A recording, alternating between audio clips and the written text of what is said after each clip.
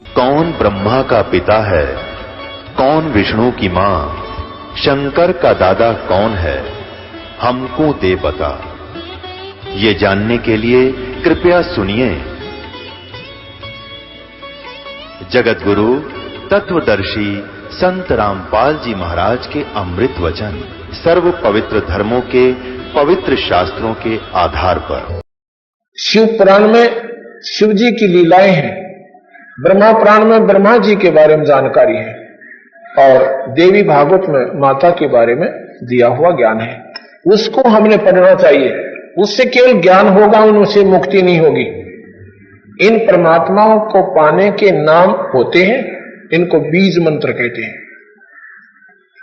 और उन्हीं के आधार पर आप आधारित होगे, पूरे संत के पास जाओगे। गुरु बिन माला फेरते और गुरु बिन देवे दान, गुरु बिन दोनों निष्फल हैं, चाहे पूछो वेद पुराण में। अब गुरु बनाना अति आवश्यक है। कबीर साहब कहते हैं, राम कृष्ण से कौन बड़ो, उन्हों भी गुरु कीन और तीन लोक के वो मालिक, गुरु आज्ञा आदि। वो तीन लोक के धनी जो कि सर्वसंपन्न शक्ति, उन्होंने भी गुरु मर्यादा बनाई, उन्होंने भी गुरु बनाए वशिष्ठ मुनि जी को भगवान रामचंद्र जी ने और दुर्वासा जी को भगवान कृष्ण जी ने। अब यहां पर शंका उत्पन्न होती है, जो हमारी बातें सुनते हैं कि कृष्ण जी के गुरुदेव तो संदीपनी ऋषि थे। संदीपनी ऋषि दो थे, अक्षर ज्ञान के गुरु थे और भौतिक ज्ञान के गुरु थे दुर्वासा जी। जैसे हमारे टीचर न्यारे होते हैं, वो भी गुरु कहलाते हैं, लेकिन जो भौतिक ज्ञान देता है ना, जो आध्यात्मिक ज्ञान देता है, वो गुरु न्यारा है। तो दुर्वासा जो है, दुर्वासा जी भगवान कृष्ण के आध्यात्मिक गुरु थे। संदीपनी उनके कुल गुरु होते हैं, जैसे ज्ञान गुरु भी उनको कहा जाता है।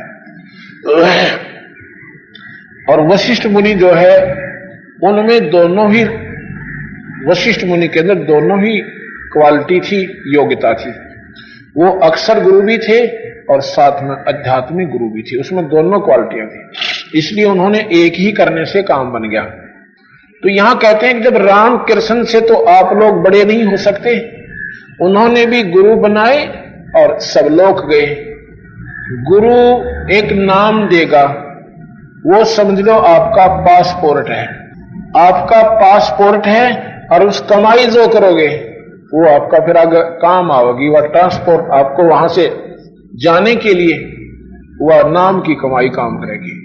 नाम एक आपके पास पासपोर्ट बन गया कि ये गुरु ने हमारे को एक प्रमाण पत्र दे दिया कि मेरा शिष्य है, और फिर जो उसने मंत्र दिया उसकी कमाई आप करोगे, तो फिर आप अपने उस कमाई के आधार पर वहां जाओगे और गुरु मर्यादा में रहते हुए आपने ये सारी क्रिया करनी पड़ेगी। तो यहां जो हम बताना चाहते थे आपको कि हमारी जो साधनाएं हैं वो बहुत गलत हो चुकी हैं। अब गंगा में स्नान करने के तरीके बताते हैं कि गंगा में स्नान करने से पाप कट जाते हैं। कतई नहीं। गंगा एक उत्तम जल है और भगवान शिव के लोक से आई हुई पवित्र जलधारा है। ये बहुत निर्मल जल है, इस जैसा जल इस पृथ्वी पर नहीं है। लेकिन इसमें स्नान करने से पाप नहीं कटेंगे, पाप केवल नाम से कटते हैं।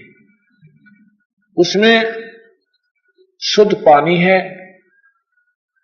अब जैसे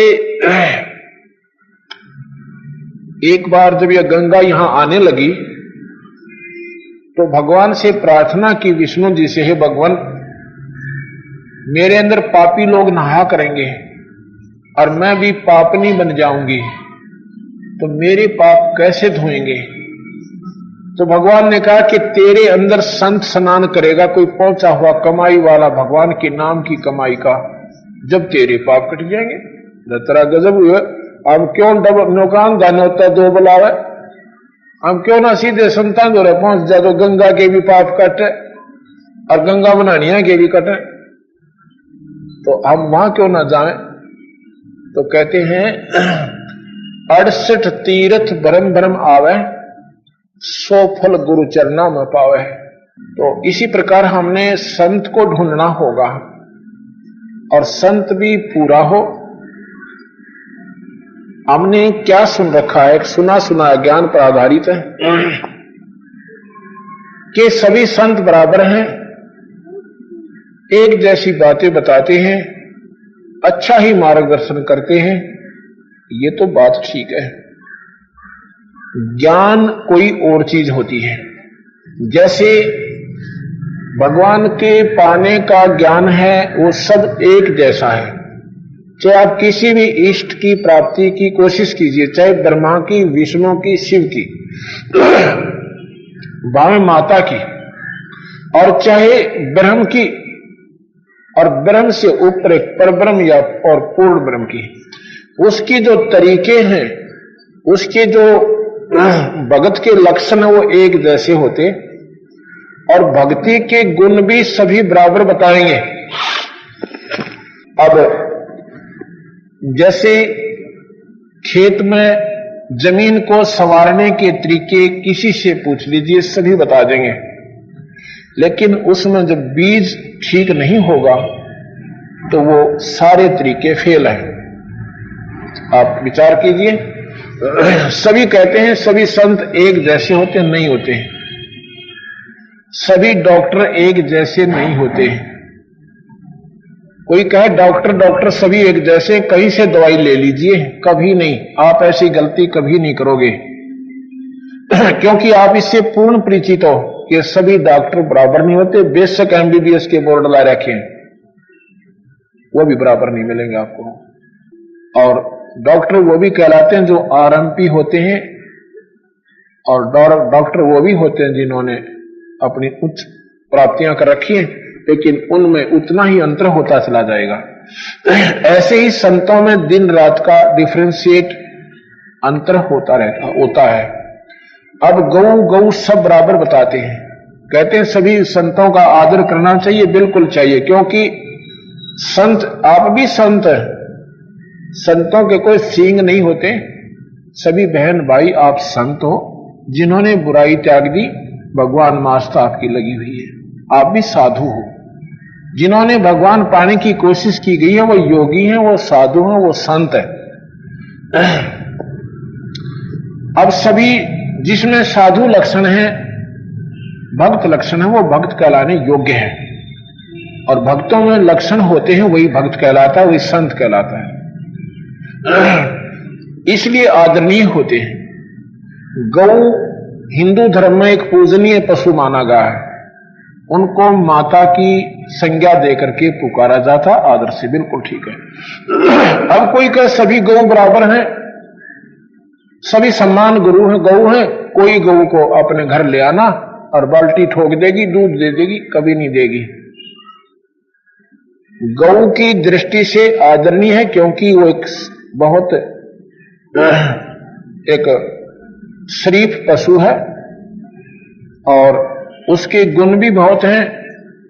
अमृत जैसा दूध देती है, उसका गोबर जो है पहले विशेषकर लिपन में, पोतन में काम आता था, और साथ में खेत में खाद का काम करता था। उसके बच्चे हल जोतते थे, इसलिए उस गुणों के आधार पर यह माता की दृष्टि से कौन से देखा जाती थी, और माता की संज्ञा में ली गई।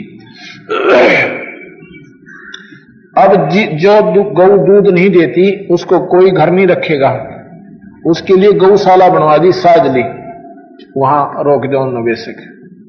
तो उन गौओं को अगर वो एक जैसी हैं, घर रखो उनको, कभी नहीं रखोगे। इसी गलती आप नहीं कर सकते।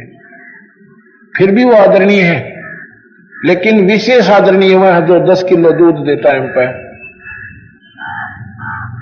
गौ वो भी है जो 2 किलो दूध देर लात मार दिया, गौ वो भी कहलाती। ऐसे ही जो संत पूरी करने वाले, कमाई वाले हैं, लाभ तो होगा उन तक, वैसे बाकी सभी आदरणीय हैं। जैसे हमारे द्वार पर गऊ आ जाती है, उसको चारा रख देते हैं, पानी पिला देते हैं, और फिर चल गौ माता आगे न चाले, घर में नहीं रख सकते। ऐसे ही संत द्वार पर आते हैं, खाना खिलाइए, उनको सत्कार दीजिए, और फिर प्रस्थान करने के हाथ जोड़ दीजिए, क्योंकि उनके पास कमाई नहीं है। कमाई वाले संत से आपका काम बनेगा और गलत गुरु के आसरा लेकर अपना जीवन बर्बाद कर जाओगे तो भी आप निष्फल रहोगे। ये भक्ति के लक्षणों में सबसे पहले गुरु बनाना है, और गुरु के बिना जीव का मुक्ति नहीं होगी। कोई कहता है कि भगवान के दर्शन हो जा बस बेड़ा पार हो जा, कति नहीं होगा। भगवान के दर्शन से आपको टेम्परेरी रिलीफ मिलेगी, एक शांति सी मिलेगी, मुक्ति नहीं होगी। मुक्ति होगी भगवान की नाम की पूजा से, गुरु मर्यादा में रहकर पूरी वो अपनी मर्यादा निभाएंगे, उस नाम से मुक्ति होगी। ये प्रकरण हम शाम को सुनाएंगे और बहुत ढंग से सुनाएंगे, ध्यान से सुनना। ये 20 तारीख तक ये समागम है, इसका अवश्य लाभ उठाना चाहिए।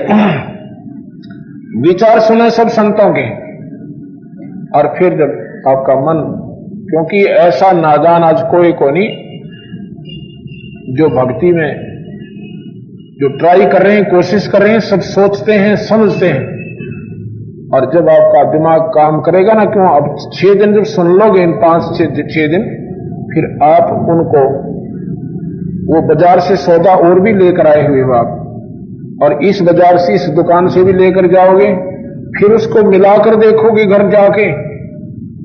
ये तथ्यों पर आधारित होगा। शास्त्र मेरे पास रखे हैं सारे के सारे, ये महाभारत, क्योंकि ये मूल शास्त्र है, रामायण, ये क्या नाम है, महाभारत, गीता जी, वेद, ये पुराण, ये कोई मजहब के नहीं है शास्त्र, ये व्यक्ति विशेष के लिए नहीं है।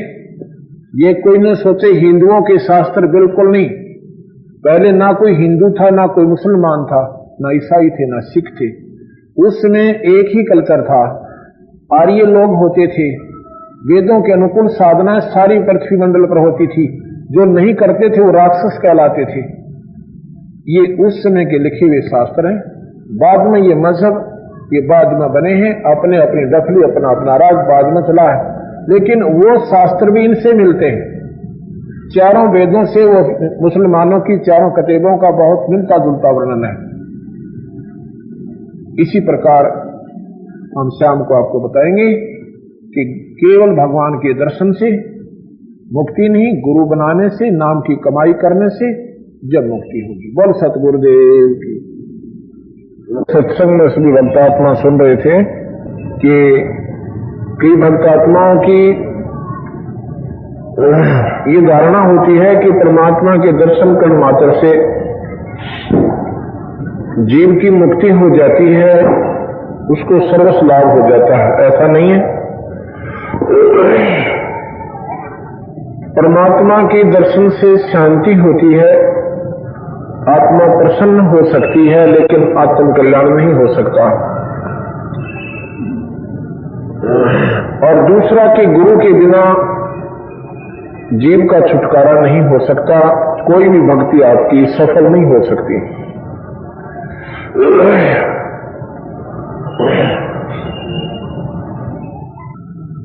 यहां पर एक ऐसा उदाहरण आपको दिया जाएगा। और तीसरा ये है कि जैसे हम पिंड प्रदान करते हैं, कई नादान आत्मा कहते हैं कि आपके व्यक्ति जो देहांत हो गया जिसका, उनका जो है पिंड दान करवा दो, इनकी गति हो जाएगी। चलो गति हो जाएगी, गति से क्या तात्पर्य है कि पिंड दान करने से भूत जोनी छूट जाती है, और फिर वो प्राणी अपने कर्मों के आधार पर 84 लाख जोनियों में चला जाता है। जो भूत ही बन गया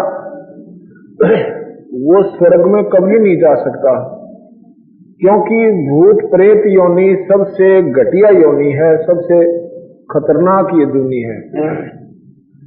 और जो पितर बन चुके हैं, जो भूत बन चुके हैं, वो फिर उसके बाद 84 लाख दुनियों में जाएंगे।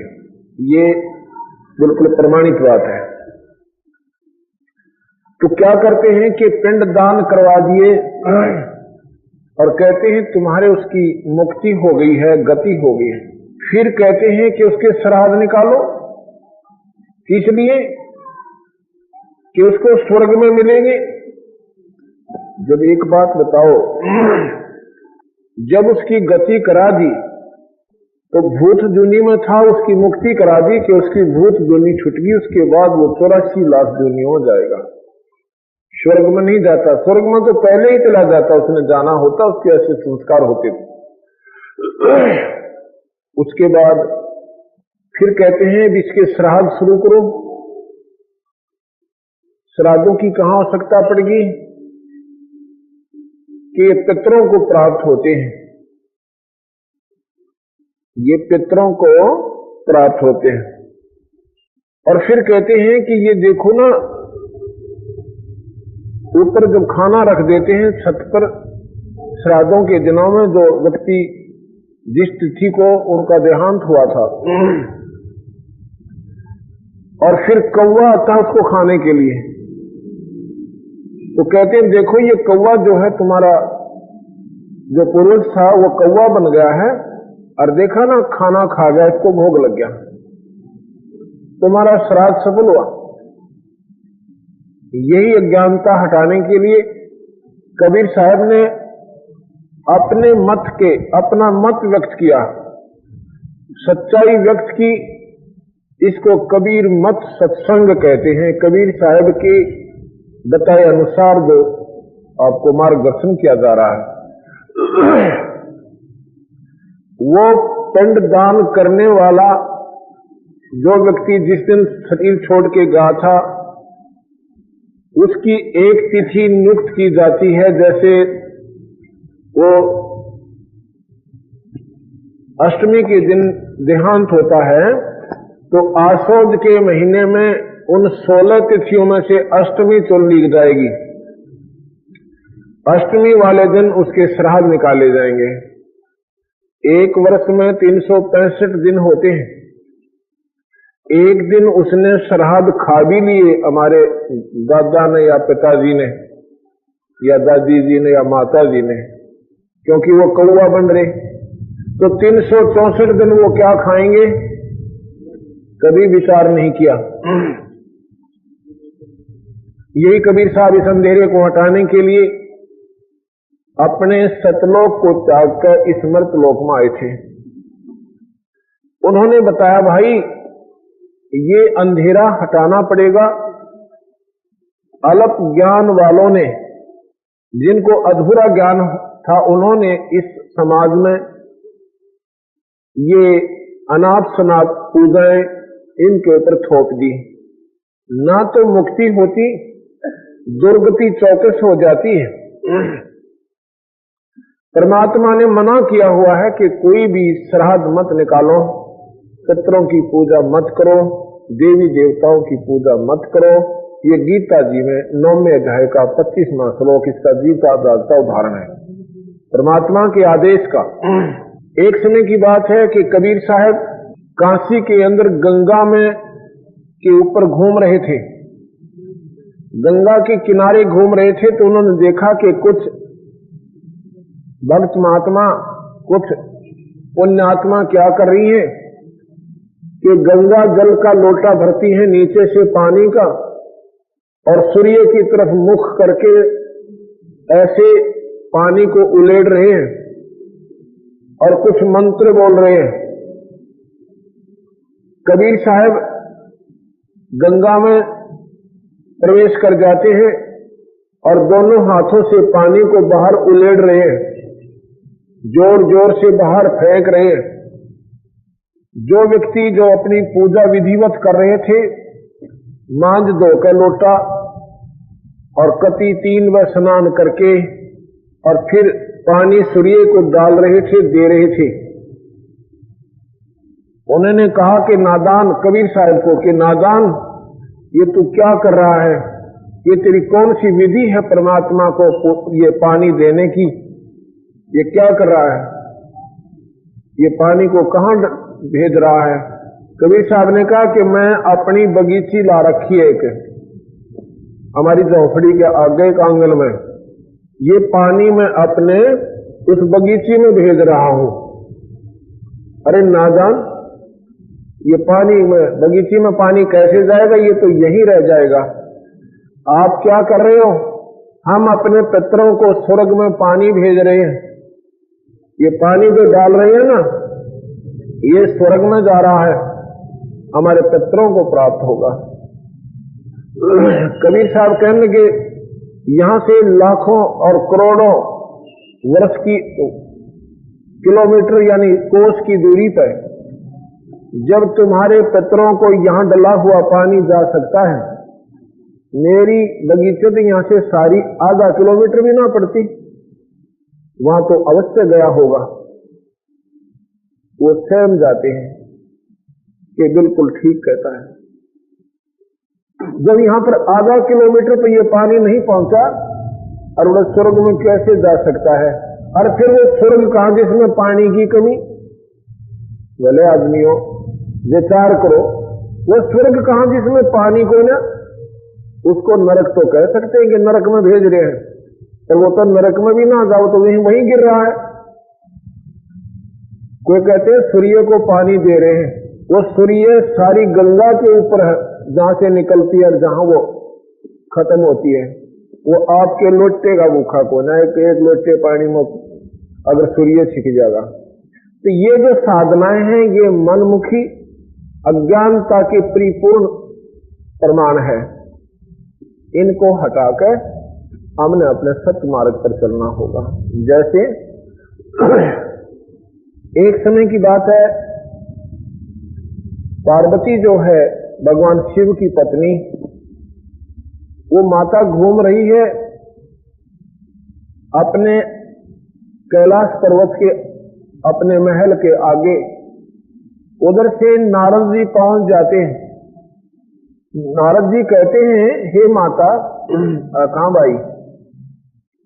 और ऋषि जी कैसे आना हुआ? आपके 107 जन्म हो चुके हैं। 107 जन्म आप जन्म रही हो, मर रही हो, जन्म रही हो, मर रही हो, और फिर साथ में भगवान शिव को आप वर रूप में, पति रूप में परणा रही हो, प्राप्त कर रही हो। हे माता, जन्म और मरण का जो दुख है वो महान दुख है। मां के गर्भ में 9 महीने जब आप काट कर आते हो, उसमें इतनी पीड़ा होती है कि एक व्यक्ति सारी उम्र कोढ़ लाग कर मर जाए, कुष्ठ रोग से दुखी होकर, और 80-90 वर्ष पीड़ा में अपना जीवन व्यतीत कर जाए। 9 महीने में आप मां के पेट में, गर्भ में इतना कष्ट खा लेते हो। और जब हम मरते हैं उस समय भी हमारे मन में पता नहीं क्या क्या धारणाएं आती हैं, हमारे बच्चों का क्या होगा। हे भगवान, मेरी संतान पीछे से कहीं भूखी ना मर जाए। इतना परेशान ये प्राणी होता, फिर यम के दूत आते हैं जो परमात्मा को याद प्राणी नहीं करते। तो 107 जन्म आप जन्म रही हो और मर रही हो, और भगवान शिव जी के पास एक ऐसा नाम है, एक ऐसा मंत्र है, यदि आपको वो मंत्र प्रदान कर दें, आपका जब तक भगवान शिव रहेंगे जन्म मरण नहीं होगा। उनके साथ उतने दिन तक आप जीवित रहोगे, आपकी मुक्ति हो जाएगी, चौथी मुक्ति को प्राप्त होगी। पार्वती कहने लगी, रे नादान नारद, तू क्या कह रहा है? क्योंकि नारद जी ब्रह्मा के पुत्र हैं। ब्रह्मा, विष्णु और शिव ये तीनों भाई हैं। ब्रह्मा, विष्णु, शिव ये तीनों भाई हैं। इनकी माता जी का नाम शेरा वाली है, अष्टंगी है, प्रकृति देवी है। इसी अष्टंगी को प्रकृति देवी भी कहते हैं, अध्यामाई भी कहते हैं, और जगदम्बिका भी कहते हैं, जगदजननी भी कहते हैं। ये तीनों पुत्रों ब्रह्मा, विष्णु, महेश की माता है। और ब्रह्मा, विष्णु, महेश के पिताजी ज्योत निरंजन है, जिसको निरंकार भगवान कहते हैं, जिसे ओंकार भगवान कहते हैं। और जिसे ब्रह्म कहते हैं, ये इनके पिताजी हैं। तो ब्रह्मा जो है, ब्रह्मा का बेटा नारद है और शिव की पत्नी पार्वती ब्रह्मा को अपना, नारद को अपना पुत्र समझकर और कहती है कि नारद भाई एक बात बता, ये बात तेरी मेरे समझ में नहीं आ रही कि आप कह रहे हो कि शिव जी के पास एक ऐसा मंत्र है, यदि वो मुझे दे तो मैं जन्म मन से मिट जाऊं, खत्म रहित हो जाऊं। भाई ऐसा नहीं हो सकता। भगवान शिव मेरे से इतना प्यार करते हैं, अगर उन्होंने अपनी जान भी मेरे लिए देनी पड़ जाए वो ना नहीं कर सकते। आप कहते हो मंत्र नहीं दिया, अब बिल्कुल सही कहता हूं मां, वो मंत्र ऐसे देने का नहीं होता। और आपने कभी जिज्ञासुता भी प्रकट नहीं की। अगर आप जिज्ञासुता भी प्रकट करोगे और हाथ जोड़कर विनम्र होकर और चरणों में गिरकर रोओगे इस अनमोल वस्तु को पाने के लिए, तब भगवान शिव आप पर दयाल होकर ये अनमोल चीज देंगे। जैसे अभी तक आपने सच्चे हृदय से भगवान के चरणों में पुकार नहीं की, आप उन्हें अपना पति मान रहे हो। अभी आप उनको अपना पति मान रहे हो और छोटी मोटी बातों पर आप उनको, उनसे नखरे से भी बात करते हो। जब तुम शिष्य रूप में उनके सामने भी नम्र हो जाओगे, वो बहुत दयालु हैं, आपने नाट्य को ना अर्थात ये मंत्र अवश्य दे देंगे।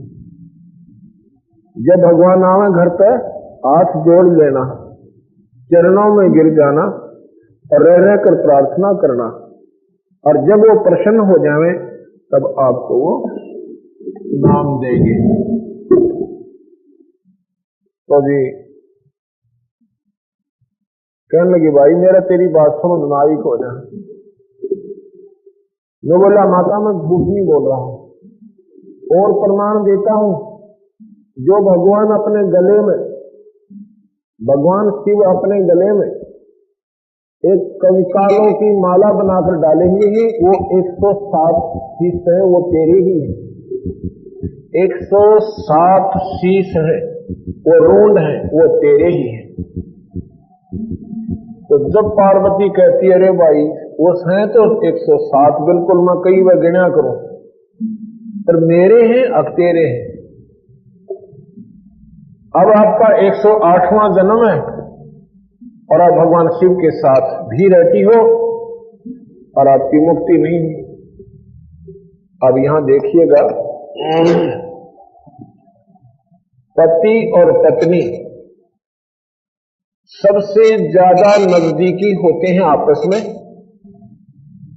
पत्नी से ज्यादा पति के संग कोई नहीं रह सकता, इससे ज्यादा दर्शन कोई नहीं कर सकता। उस पति के साथ रहते हुए, उस परमात्मा के साथ रहते हुए पार्वती की मुक्ति नहीं हुई, दिन रात दर्शन किया करती थी। पार्वती का पीछा भी नाम से छूटा और भगवान शिव को गुरु बनाना पड़ा। पति भी और गुरु भी दोनों रूप में उनको मानती थी और फिर उनका छुटकारा हुआ। कैसे? अब पार्वती को ये बात बड़ी खटकी कि घर में जड़ी रखी हुई और मैं इतने नीच के उसको प्राप्त करने के योग्य को ना नहीं बन पाई। बहुत रोती है, बहुत रोती है, रो रो कर रुधन मचा देती है।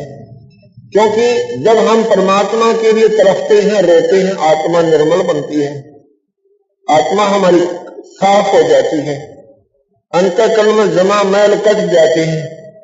कहते हैं नाचे गाहे किन्हें ना मिलिया, जिन मिलिया किन रोए। परमात्मा और जब नाचे गाए हरि मिले तो कौन दुआ गिनोए। अगर नाचने गाने से भगवान मिल जाए कहते फिर कौन रो उसमें परमात्मा को, तो मिनटा में मिल जाए। नाचना गाना तो बहुत आसान है पर रोना मुश्किल है। जब भगवान शिव अपने घर पर आते हैं तो पहले की तरह पार्वती ने वो जैसे वो घर में आते थे, लेकिन उस दिन जब वो घर में आए तो विशेष उसने पार्वती में बदलाव देखा। भगवान शिव के चरणों में गिरकर फूट फूट कर रोने लग जाती है और कहती है, भगवान मुझ पापनी में जरूर कोई कमी रही होगी। ए भगवान, आप मुझे जन्मते मरते हुए देखते रहे, आपके सामने मैं प्राण त्याग गई। आपके पास एक वस्तु थी जो मुझे दे देते तो मेरा मरण नहीं होता। ए भगवान, आपने इतनी हिम्मत कहां से आई आप में कि आपने मुझे मरते हुए देखते रहे आप मुझे, और वो मंत्र नहीं दिया। आपके पास एक अमर मंत्र है। और रोती है कि मैं तो नादान थी मालिक, आप तो ज्ञान ही जानते। क्या मैं आपके याद नहीं आई जब मैं मरा करती थी? क्या आप रोए नहीं होगे? ये भाई आंसू उठा दो, ये धूप उठा दे आंसू, एक लो ले जाते। तो शिव जी क्या कहते हैं कि पार्वती ऐसी बात नहीं, जब तो मरती थी मैं टक्कर मार मार कर रोता था। एक समय की बात है कि राजा दक्ष के यज्ञ हवन कुंड में आपने प्राण त्याग दिए थे, आत्मदाह किया था। जो समुद्र में जैसे शंखले होते हैं, शंख बजाते हैं ना, इस शंख जैसी सख्त लेकिन उसका आकार न्यारा होता है, एक जीव होता है और वो उसको सीप बोलते हैं। वो जो सीप होता है, जब उसको मोती बनाना होता है, उसके अंदर एक विशेष प्रक्रिया होती है कि उसका मुंह खुल जाता है, और जब मुंह खुल जाता है वो समुद्र की ऊपरली सतह पर आ जाती है। आकाश के पानी को लेने के लिए समुद्र के पानी से उसका काम नहीं बनेगा, ऊपर ने आकर और अपना मुंह खोल देती है। और ऊपर से अगर उसमें बारिश हो रही हो, जब उसका मुंह खुला हो और ऊपर तो बारिश हो जा, ये इत्तेफाक होता है। उसमें एक ही बूंद लेते और वो वापस सिल जाती है। फिर क्या होता है कि उसमें मोती बन जाता। अगर वो सीप का मुंह बंद हो और कितनी बारिश हो जाए उसमें मोती बने नहीं। ऐसे ही जब हमारे हृदय में परमात्मा को पाने की एक विशेष कसक तड़प उत्पन्न होगी, तब हमारे अंतःकरण की वो मुंह खुल जाता है और उसमें लिया हुआ उपदेश आपके अंदर वो सीप में पहुंचा हुआ पानी यानी स्वाति बूंद की तरह काम करेगा, अन्यथा आपके ऊपर कोई असर नहीं होगा। तो उसमें पार्वती का जो अंतःकरण था वो खिल गया था कमल की तरह, और न्यू बोले, अब मैं तुझे नाम दूंगा पार्वती, अब तेरे ये नाम काम करेगा। अगर मैं पहले तुझे बता भी देता तो वेस्ट जाता, व्यर्थ जाता, ये खराब हो जाता, आपको कोई असर नहीं होना था। 78 जन्म गौरी भरमाई, शिव को ऋणमाला गल लाई। 78 जन्म, 108 जन्म तक पार्वती भटकती भ्रमती रही, क्योंकि 107 तो व्यर्थ हो लिए थे और 108वां जन्म उनका चल रहा था। 78 जन्म गौरी भरमाई, शिव को ऋणमाला गल लाई। अर्ध शरीरी देवी गौरा, जिनका थीर बयानी भौरा। क्या कहते हैं?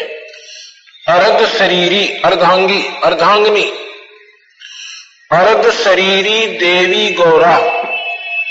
भगवान पत्नी जो है अर्धांगनी कहते हैं, अर्थात इतना नियरेस्ट घनिष्ठ संबंध होता है पति और पत्नी का, और पत्नी से ज्यादा भगवान के नजदीक साथ और दर्शन कोई नहीं कर सकता। तो यहाँ क्या कहते हैं? अर्ध शरीरी देवी गौरा, जिनका थीर भया नहीं भौरा। अर्ध शरीरी देवी गौरा, पार्वती गौरी अर्ध शरीरी होते हुए भी उसका थिर नहीं हुआ भौरा। भौर माने ये जीव, थिर माने जन्म मरण से बचा नहीं। कब तक? जब तक उन्होंने नाम नहीं लिया और गुरु रूप में भगवान शिव को नहीं माना। इस एक कथा से आपको 3 प्रमाण मिल रहे हैं कि पार्वती जब मरती थी उसके पिंड भी दान करे थे पर मुक्ति नहीं होती, और जब तक नाम नहीं मिला उसका छुटकारा नहीं हुआ। नारद मुनि उपदेश बखाना, गिरजा सनो मोक्ष पद ज्ञाना। नारद मुनि उपदेश बखाना, बखाना माने बयान किया, वर्णन किया, ये ज्ञान बताया, पार्वती को उपदेश दिया। नारद मुनि उपदेश बखाना, गिरजा सनो मोक्ष पद ज्ञाना। गिरजा, गिरिजा, गिरी माने पर्वत, गिरजा यानी पर्वत की पुत्री, हिमालय की बेटी। हिमालय पर्वत की नहीं, हिमालय का राजा होता था, उसको गिरजा भी कहते हैं, गिरी माने भी पर्वत होते हैं।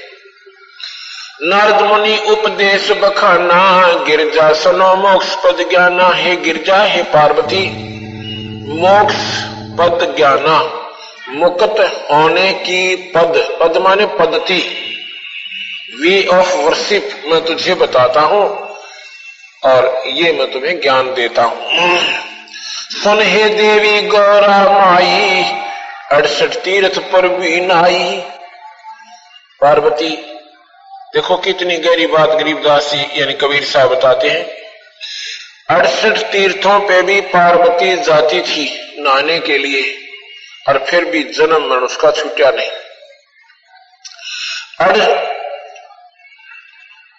सुन हे देवी गौरा माई, 68 तीर्थ पर भी नाई। पिंड प्रदान की एक बारी, या खुली नहीं तेरी मुक्त द्वारी। क्या कितनी बार तुमने पिंड प्रदान किए पर ये तेरी मुक्ति का द्वार यानी मुक्त होने का रास्ता प्रशस्त नहीं हुआ, क्योंकि गुरु बिना माला फेरते, गुरु बिन देते दान, गुरु बिन दोनों निष्फल है। पूछो वेद पुराण। रुंडमाला शिव के गल माही, सो देवी तुम जानो नहीं। रुंडमाला, रुंड माने कहते सिर, ये खप्पर है। पार्वती के कंकाल ये सिर जब खत्म हो जाता था यहां से काट लेता था भगवान, और उसके रस्सी डाल के और गल में डाल लेता था, अपनी प्यार का प्रतीक अपनी पत्नी के प्रति। रुंडमाला शिव के गले, गिरजा के सिर शीश। भक्ति दुराही देव को ना परसा जगदीश। तुमरा देवी रूप विशाला, शिव तो पर रहे रुंडमाला। प्रलय संग असंख्यों जाही, अमरकत शिव कल के माई। अमरकत शिव है अनुरागी, तुम देवी गौरा दिल त्यागी। भगवान शिव यानी सबसे ज्यादा आयु रखते हैं। भगवान शिव सबसे ज्यादा आयु रखते हैं किसमें? ब्रह्मा और विष्णु से। 7 ब्रह्मा जब समाप्त हो जाते हैं, मर लेते हैं, एक विष्णु का अंत होता है। 7 विष्णु मर जाते हैं यानी समाप्त हो जाते हैं, तब एक शिव का यानी भगवान शंकर का अंत होता है। इनकी आयु इनसे इतनी ज्यादा है। मूल मंत्र नहीं नाम सुनाया, ताते कल्प तेरी हो काया। वो मूल मंत्र, वो जन्म मन से छुटवाने वाला आपको अमोघ मंत्र भगवान शिव ने नहीं दिया, इसलिए तेरी काया जो है जन्म मरण के अंदर है, यानी ये अमर नहीं हो पाई। महादेव देवन पति देवा, जाकी करी ना गौरी सेवा। महादेव देवन पति देवा, महादेव देवताओं के भी देवता, उसकी तूने सेवा नहीं की। सेवा तो पति रूप में करती ही थी, पर गुरु रूप में सेवा ना करी। उनको गुरु रूप नहीं माना, गुरु पर चलना चाहिए। अगर हम भगवान मानकर नहीं चलेंगे गुरुदेव को, हमारी भक्ति सफल नहीं हो सकती। जैसे मैथमेटिक्स के अंदर मैट्रिक और मिडिल में एक क्वेश्चन आता है जिसको इंटरेस्ट का क्वेश्चन कहते हैं, यानी ब्याज का। उसमें मानते हैं मान लो मूलधन 100, मान लो मूलधन 100 रुपए सपोज करके उसको, फिर उस मूलधन को हमने 100 रुपये मानना पड़ा और उस मूलधन को मान के हमने अपने असली मूलधन को प्राप्त कर लिया। ऐसे ही गुरुदेव को मान लो गुरुदेव भगवान। ऐसा नहीं मानोगे तो आपको वो भगवान नहीं मिलेगा, वो अपना भगवान नहीं मिलेगा। जैसे उस 100 रुपये मूलधन माने बिना हमें वो अपना असली धन प्राप्त नहीं हो सकता था। महादेव देवन पति देवा, जाकी करी ना गौरी सेवा, कर बंधन कर शीश नमावो, तन मन अर्पो शीश चढ़ाओ। नारद जी बता रहे हैं माता भगवान आवना, चरणों में गिर जाना और हाथ जोड़ना, नाक रगड़ना और माफी मांगना कि मेरे से कोई गलती हुई होगी महाराज। इतने दयालु देवता। और अपनी पत्नी की जान बचाने की खातिर इंसान अपनी जायदाद बेच सकता है, अपना सर्वधन लगा सकता है और जो है, लेकिन वो नाम नहीं दिया उन्होंने। क्यों नहीं दिया? कि ये इतना अनमोल चीज है और ऐसे देने से ये काम भी नहीं करता। गरीबदास जी कहते अति अधीन दीन हो प्राणी, और जाको कहना ये अकथ कहानी। नाम लेने के लिए तरीका होता है, नमस्कार करे, प्रणाम करे और बड़े प्यार से प्रार्थना करे, हे गुरुदेव यदि ये आपका बच्चा इस योग्य हो कि मैं आपका की दीक्षा लेना चाहता हूं तो प्रदान कीजिए। इतना विनम्र भाव से यदि आप गुरुदेव से प्रार्थना करोगे और फिर आपको उपदेश दिया जाएगा तो उपदेश आप में समावेश होगा, अर्थात आपके ऊपर पूरा असर करेगा। शिव है मोक्ष मुक्ति के दाता, तो से भेद कहूं गौरी माता। चरण गहो चिंता मन केरा, तात प्राण अभय हो तेरा। कमल रूप देवी दिल की न्या, कमल रूप देवी दिल की न्या। नारद मुनि उपदेशी चीन्या, जद आए शिव मंगल अवधूता। देवी चरण लिए सतरूपा। क्या कहते हैं बंदी छोड़ के जब भगवान अवधूत कहते हैं उस महापुरुष को, महात्मा को केवल एक तहमंद यानी एक चद्दर बांध राखी हो, वो भी गोड्या तक, घुटनों तक, और ऊपर भी नंगा रहते हो और घुटनों से नीचे भी नंगे रहते हो, उन महात्माओं को अवधूत कहते हैं। तो भगवान शिव इसी रूप में थे, उनको अवधूत कहा। जब आए मंगल, मंगल माने घर पे, जब आए मंगल अवधूता।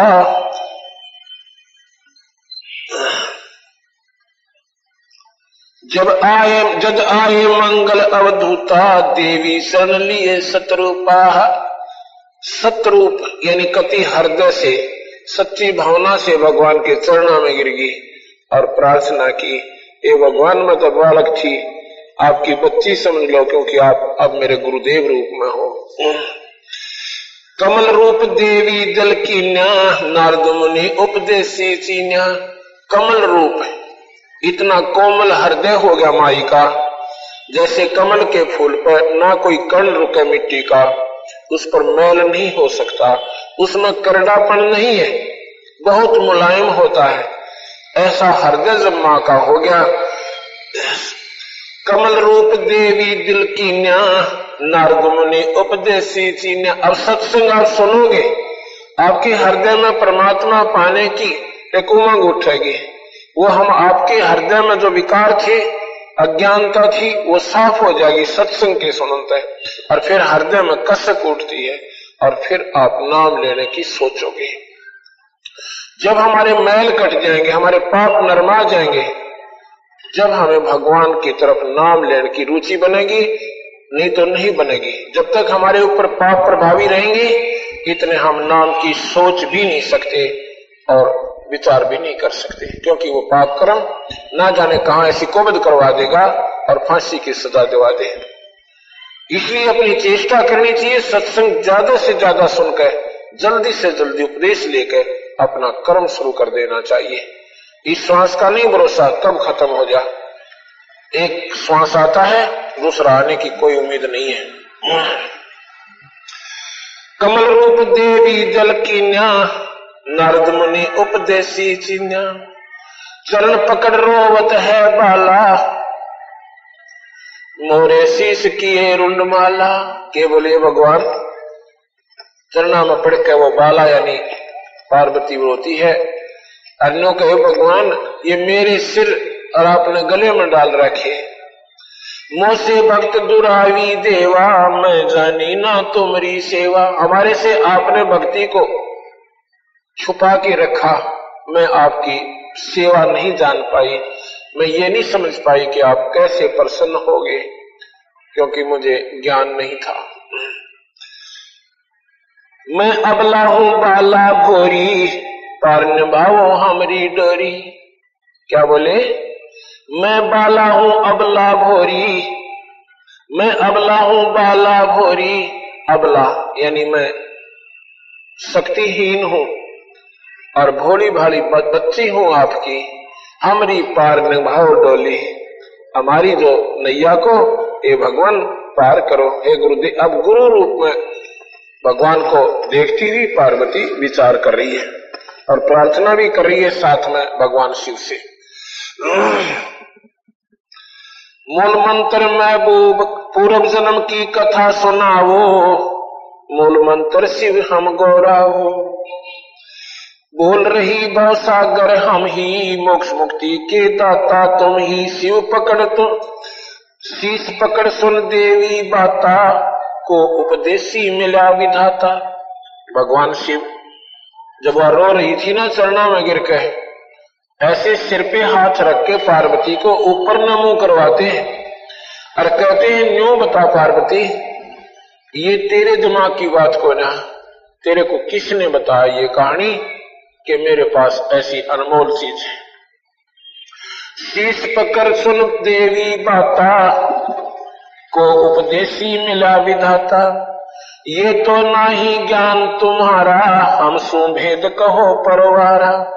गिरजा कह सुनो शिव स्वामी, तारण तरण आज धन गण नामी। नारद मुनि उपदेश संबोधम, दीना ज्ञान ध्यान परमोदम।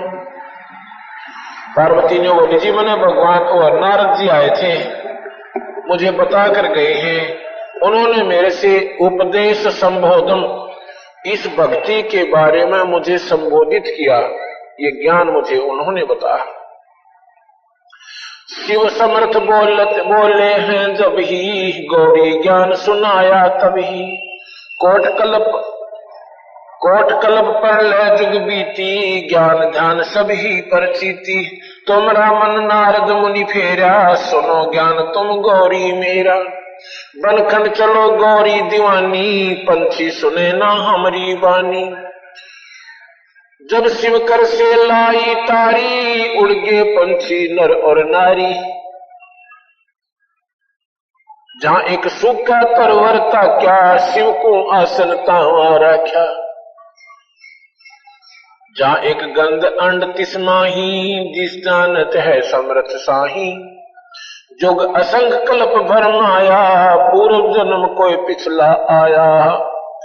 तब अब तुम सुनो गौरी मेरा ज्ञाना, आसन मुख कोट कर कोट ईशाना।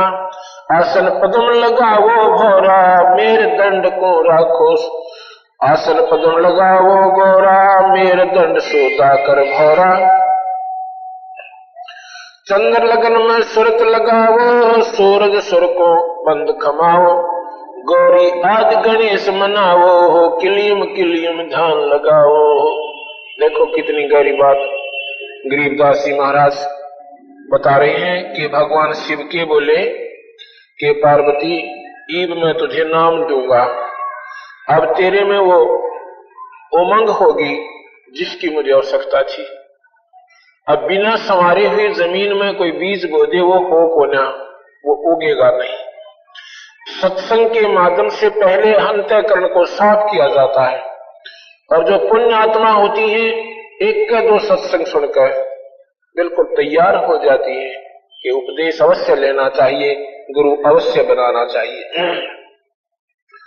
तो भगवान शिव कहते हैं कि चल पार्वती, ये इतना अनमोल मंत्र है, आम व्यक्ति के सामने नहीं बताया जा सकता।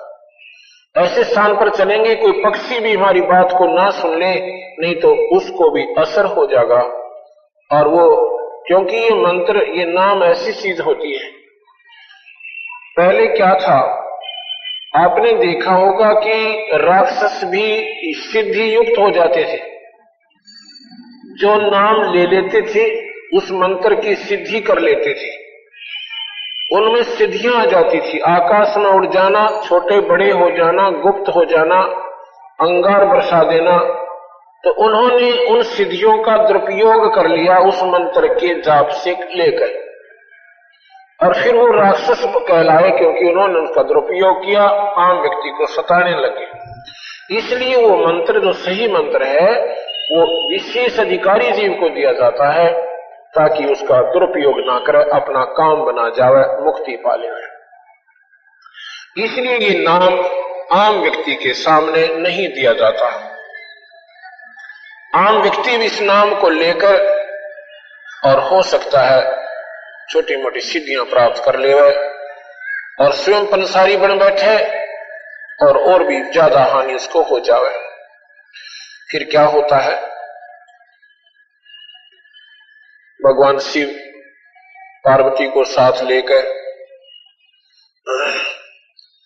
जहां पर आजकल अमरनाथ नाम का मंदिर बना हुआ है, उस स्थान पर एक सूखा हुआ तरवर था, एक ट्री था, ट्री बहुत, उस पर कोई पत्ता नहीं था, टहनी भी नहीं थी, मोटी मोटी डाल जो कटी हुई होती है इस तरह की, वो सूखा खड़ा था, उसमें पत्ते नहीं थे। वहां जाकर के भगवान बैठ जाते हैं, साथ में पार्वती को बैठा लेते हैं। वहां क्यों बैठा कि इसमें कोई पक्षी आएगा तो हमें नजर पड़ जाएगा और उसको हम भगा देंगे, ये मंत्र सुनने नहीं देंगे। ऐसे स्थान पर पहुंच गए, वहां पर चारों तरफ बर्फ ही बर्फ है, आम को जीव वहां जा नहीं सकता कि, और पक्षियों का डर था कि वो आ सकते हैं। फिर उन्होंने क्या किया कि 3 तारी बजाई, ऐसे भगवान शिव ने 3 जब तारी बजाई तो जितने भी वहां पक्षी थे सारे उड़ गए। इतनी जोर की आवाज हुई, भयंकर आवाज, जैसे बिजली कड़का करे। और उसमें जो अंडों में बच्चे भी थे, वो भी जो अंडे थी उनमें बच्चे बनकर उड़ गए। उसी वृक्ष की खोगर में एक अंडे तोते का गंदा अंडा पड़ा हुआ था, उसमें वो बच्चा नहीं बना, किसी तारी बजाने था। ये जीवात्मा जब शरीर को छोड़ती है, इसको क्यों फूंकते हैं, इसको क्यों दबाते हैं, क्यों गाड़ते हैं, या जल प्रवाह क्यों करते हैं? क्योंकि वो आत्मा जो इसमें से निकल जाती है, इसमें 80 वर्ष रहती है, 70 वर्ष रहती है, इसमें विशेष लगाव बन जाता है और वो उसके चिपकी रहती है, वो उसे हटती नहीं। इसको फूंक देते हैं, सवा कर देते हैं, फिर ये वहां से हट जाती है और फिर ये अपने ऊपर को चलती है। इसको यमदूत फिर ले जाते हैं। तो ऐसे ही जो एक तोते के गंदे अंडे में एक आत्मा चिपकी हुई थी, क्योंकि ये प्रारब्ध होते हैं कि ऐसे ऐसे आपने वहां इतने समय तक इस दुनिया में कई बच्चे गर्भ में ही मर जाते हैं, कई बच्चे कुछ दिनों के बाद समाप्त हो जाते हैं। ये उनका इतना ही संस्कार उस योनि में था। तो असंख्यों जन्म उस आत्मा के हो चुके थे। कभी 84 भोगी, कभी मनुष्य भी रहे होंगे, लेकिन वो संस्कार उसके ऐसे संयोग जुड़ा कि वहां भगवान ने कथा सुनाना हुआ, अर्थात पार्वती को नाम देने हुआ, और ऊपर उस वृक्ष की खोगर में, वृक्ष की जो शाखा होती है वो सूखे वृक्ष की शाखा थोथी सी अंदर से होलो थी, और उसमें वो तोते के अंडे उसमें थे। बाकी जो समस्त अंडे थे वो तो बच्चे बनकर उड़ गए, लेकिन एक गंदा अंडा उसमें पड़ा था और वो आत्मा भी उसमें चिपकी हुई थी।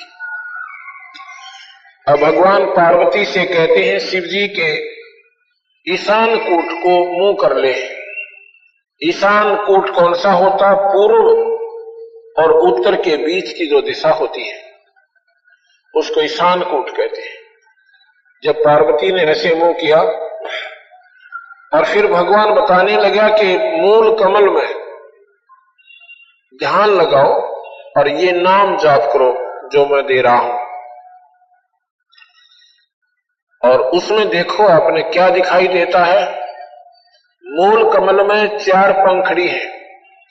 ये जो रीढ़ की हड्डी है ना, अपनी बैकबोन जिसे कहते हैं, बैकबोन, रीढ़ की हड्डी जो नीचे जाकर के जहां समाप्त होती है, इससे 2 उंगल ऊपर अंदर की तरफ में एक कमल का फूल के आकार की कुछ अंतड़ियां सी बनी होती है। उसकी 5-4 पंखड़ियां हैं, कमल के फूल जैसा आकार है। को ऐसे आसन पद्म लगाकर, आसन पद्म लगावो गौरा, आसन पद्म लगावो गौरा, मेर दंड सोदा कर गौरा। आसन पद्म क्या होता है कि दायां पैर का पंजा बाएं पैर पे और बाएं पैर का पंजा दाएं पैर पर रख ले, इसको आसन पद्म कहते हैं। और मेर दंड सोधा कर भौरा, मेरुदंड कहते हैं बैकबोन को, इसको रीढ़ की हड्डी को मेरुदंड कहते हैं। ऐसे सीधी बैठ जा, और अब मैं बताऊं ऐसे क्या कर कि पहले प्राणायाम कर। पार्वती को कहते हैं भगवान शिव। कैसे? चंद्र लगन में सूरज समावो, सूरज सुर को बंद खमावो। चंद्र है ये ठंडा, ईला पिंगला। ईला जो श्वास, ये नाक है, ईला साइड की जो श्वास है, इसको बाएं तरफ का, इसको ईड़ा कहते हैं। ईड़ा को चंद्र नाड़ी भी कहते हैं। चंद्र का मतलब ठंडी नाड़ी, और ये गर्म है पिंगला, ईड़ा पिंगला। इनके जब दोनों का श्वास शुरू हो जाएगा फिर सुषुम्ना खुल जाती है, तीसरी नाड़ी खुलती है। कहते चंद्र लगन में सूरज लगावो, सूरज सुर को बंद खमावो। अब कैसे है? प्रणाम करने की विधि बता रहे हैं कि इस दाएं अंगूठे से और दाएं नाक को बंद कर लीजिए और बाएं नाक से श्वास लीजिए, बहुत आसानी से, बहुत आसानी से। इतनी आसानी से अगर यहां धागा हो तो धागा खींचे नहीं श्वास के साथ, ऐसे कीजिए।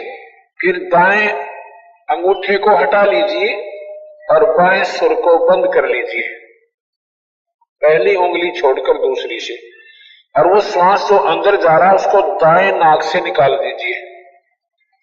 फिर दाएं से वापस लीजिए। अब मैं बोल रहा हूं समझाने के लिए, नहीं, प्राणायाम दूसरे ढंग से होता है। उसी से वापस लीजिए, इसको फिर बंद कर लीजिए और बाएं से वापस निकाल दीजिए। ये एक प्राणायाम होगा।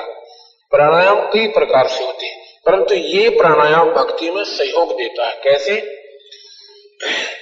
आप 5-6 बार लगातार कीजिए और फिर बंद कर दीजिए, इसको करना। फिर क्या होगा कि दोनों सुरों में श्वास शुरू हो जाएगा। अब एक सुर चलता है मैक्सिमम। जब दोनों सुर शुरू होगी तो सुषुम्ना खुलगी, और फिर सुषुम्ना खुलगी तो सुरती उसके अंदर से प्रवेश कर जाती है, बाहर कुछ आभास नहीं रहता। जब वो पार्वती ऐसे प्रणाम करके और वो सुरती अंदर जाती है, फिर क्या कहते हैं भगवान? गौरी आदि गणेश मनावो, किलियम किलियम ध्यान लगावो। कि यहां पर मूल कमल है। ये हमारे शरीर में चैनल लगे हुए, चैनल जैसे टीवी में होते हैं। जो चैनल ऑन हो जाएगा, उस चैनल पर आ रहे कार्यक्रम को आप आसानी से देख सकते हो, अगर आपका टीवी ठीक है और उसमें कनेक्शन बिजली का भी ठीक है। अब ये शरीर हर इंसान का बराबर है, ना कोई मुसलमान का न्यारा है, ना कोई हिंदू का भिन्न है, ना कोई जाति मजहब से इसका संबंध है। ये मनुष्य भगवान ने ये शरीर स्त्री या पुरुष का, ये मानव शरीर कहलाता है, इसको ह्यूमन बॉडी कहते हैं। इसमें हम परमात्मा पा सकते हैं। इसी जाति या मजहब, स्त्री या पुरुष का कोई कनेक्शन, कोई संबंध नहीं है।